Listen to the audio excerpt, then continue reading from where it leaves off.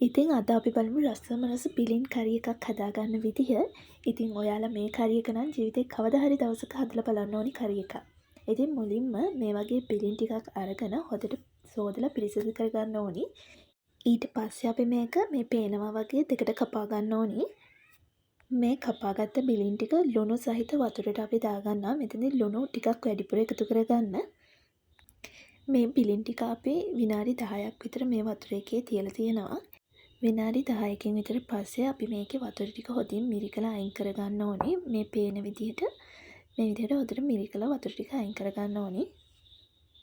මේ තියෙන මේ විදිහට මිරිකගත්ත බිලින් ටික ඇතිලියක් ලිපේ තියාගෙන ඒකට තෙල් මේස හැන්දක් විතර එකතු කරගෙන තෙල් ටික රත් වීගෙන එද්දී අප උළුහල් සෝදුරු ටිකක් එකතු කරගන්න. ඒකටම අපි කපාගත්ත සුදු ලුණු බික් දෙක තුනක් රතු ලුණු ගෙඩි 6ක් 7ක් මෙතනදී ඔයාලා ලුණු ටිකක් වැඩිපුර එකතු කරගන්න. ඒකටම අපි අමු මිරිස් රම්පේ කරපිංචා ටිකත් එකතු කරගෙන මේ ටිකක් ටෙම්පරාදු කරගන්නවා.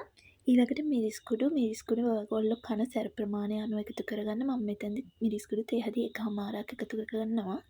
ඒකටම අමු තුන පහ තේ හැන්දක් එකතු කරගෙන මේක විනාඩියක් විතර හොඳට තෙලේ ටෙම්පරාදු කරගන්නවා. ඊට පස්සේ අපි බිලින් ටික එකතු කරගෙන හොඳින් මිශ්‍ර කරගන්න. ඒකටම අපි සීනි ටිකක් කා ටිකක් එකතු කරගෙන ආයෙ හොඳට මිශ්‍ර කරගන්නවා. ඊට පස්සේ උකු මිටිකිරි එකතු කරගන්න ඕනේ. මේක සාමාන්‍යයෙන් වැහෙන ගානට වඩා ටිකක් අඩුවෙන් එකතු කරගන්න. ඊට පස්සේ අපි රස අනුව ලුණු එකතු කරගෙන මේක අඩු වින්දරේ විනාඩි 10ක් 15ක් උයා ගන්න.